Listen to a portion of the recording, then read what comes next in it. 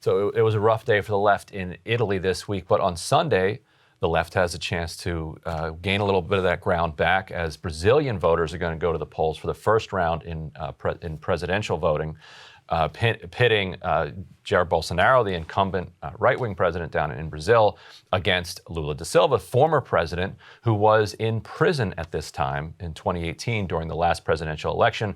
Here in the United States, we have, a decent number of people who either joke or say Bernie would have won, talking about 2016. Down in Brazil, the line is Lula would have won, but everybody takes that quite seriously, left to right. Like Lula would have won in 2018 were he not in prison. He is no longer in prison. And I want to pause and recognize my colleagues at The Intercept Brazil for their work there. Glenn Greenwald, former colleague, got a massive cache of documents and messages that proved that the prosecution of Lula was entirely politically driven and manipulated and timed so that he would be in prison during the election. And all the messages proved the case, which goes to actually a question we talk about a lot. Hacked materials, because it turned out that these were hacked by citizens who had a sense that this was the case, hacked and then leaked to the press. And so whenever anybody has a question of is it okay to publish hacked documents, I would say, well, Lula is free and potentially on his way to becoming president of Brazil again. Polls have him at 52% at this point, with still some 10 to 20% undecided on top of that. And if he wins 50% on Sunday, there's no second round. That's a knockout first round win. So the polls say that he will, because if he's polling at 51 and let's say he gets a quarter of the undecideds, that's pushing him to 55, 60% of the vote. Bolsonaro is already saying polls are fake. I got secret Bolsonaro voters all over the place. I'm not recognizing this tally if it comes through, which has put the United States in a fascinating position because the U.S. has signaled, no, we are going to recognize the results of this election, which means that maybe for the first time ever, the U.S. is working against a right-wing coup in South America.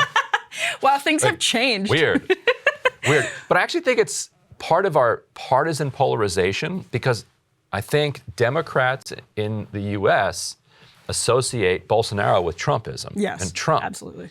And associate the social democratic left and Lula with kind of Democrats. And so their partisanship overwhelms their kind of structural impulse toward supporting right-wing coups in South America. It's like, there have to be strong forces pushing back to have this U.S. State Department saying that they're going to be hands off on a right-wing coup. And so that's, I think, how strong partisanship is now in this, and it's going global. To be fair, we have not checked in with the CIA. Right. Well, we'll see. Yeah, we'll see. No, good point. The tweet that was just up on the screen for everybody listening showed that Senator Bernie Sanders and Tim Kaine had a resolution that was passed over in the Senate to support the free and fair elections in Brazil. I have seen media speculation that there could be political violence this weekend. There will be political violence, yeah. Tell us more about that. The intensity of our politics here in the U.S. just crank it up, by several magnitudes. There already has been violence. Right. In this election. Back in July, someone was shot.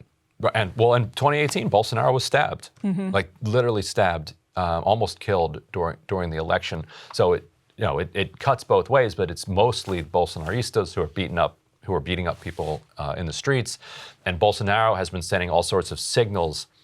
Saying to his supporters, after the election, quote, "You know what to do." Like that's the code, and that's not very impressive code. Like you know what to do is they do know what to do, and he has stacked his administration with a ton of military figures, and he has openly praised the military dictatorship over his entire career. He has said that Brazil would be better off if it went back to a military dictatorship. But just like Trump, there are a lot of elements within the military that are alienated by him, that are not necessarily supportive of him. And also, if you're in the Brazilian military, you take more orders from the United States than you do necessarily from the civilian government in Brazil. And so if they're signaling no coup, then it's going to be much more difficult for him. He has, and when he has tried to bring massive crowds out, they've often fallen short of what the expectations were. And so because the left, unlike here in the U.S. necessarily, because they can marshal huge numbers in the streets too, I think it will be more difficult for him to seize this. It reminds me of Bolivia, where they successfully pulled off a coup in 2020, and kept Morales out of power for a year, but because of massive street protests, were forced to hold a new election, and then the Brazilian left won that election by so much that it couldn't be stolen. So we might end up in that situation. Well, yeah, and the last question I'll throw to you is in the context of the so-called pink wave that swept Central and South America in recent years, and there is a real case for that. I mean, you go from Chile to AMLO, Colombia, right? Exactly. I'm curious what you think about that, and to your point, which is such an interesting one about coups and kind of coups from the West, is that it speaks to how the sort of left-right wing dichotomy in populist movements is flipping, in that you'll have, or in some ways it's the same, right? So you'll have a Bolsonaro or a Giorgia Meloni.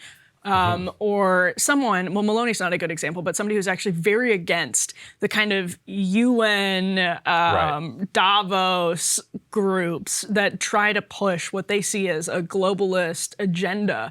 And so then your right-wing candidates are not good coup candidates, right? Because they don't support the order that people like Joe Biden and the Davos class support. So it creates friction on that level too. And I wonder if that dynamic, how that continues to play out in populism in Central and South America. That's a really good point. Yes, if right-wing populists in Central and South America take too seriously the kind of anti-Davos, anti-globalist politics, then they're going to forget who put them in power in the first place, which was the globalists and the Davos, the Dulles brothers. You can't run against the Dulles brothers as a right-wing tin pot dictator if it's the Dulles brothers that are installing you in power.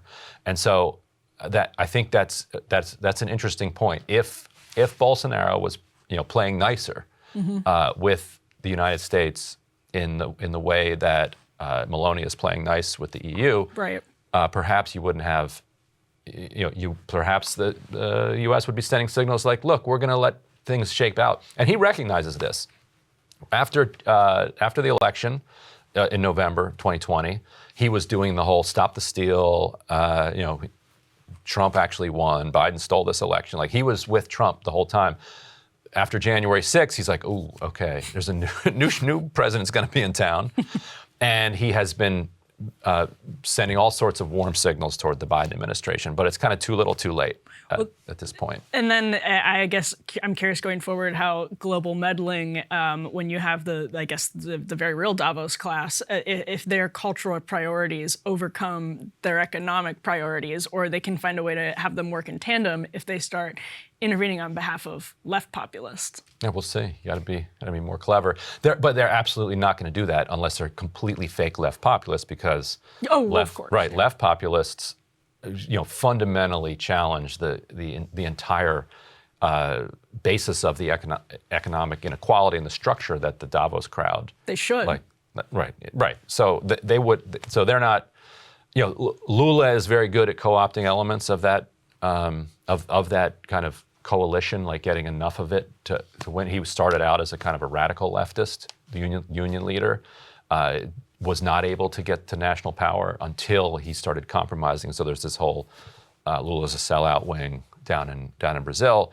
Although for my podcast this week at The Intercept, I interviewed this Sabrina Fernandez, a kind of Marxist leftist who's part of this Marxist leftist coalition that is saying Lula, might have been a sellout, but he's our guy that's gonna a popular front that's gonna get rid of Bolsonaro.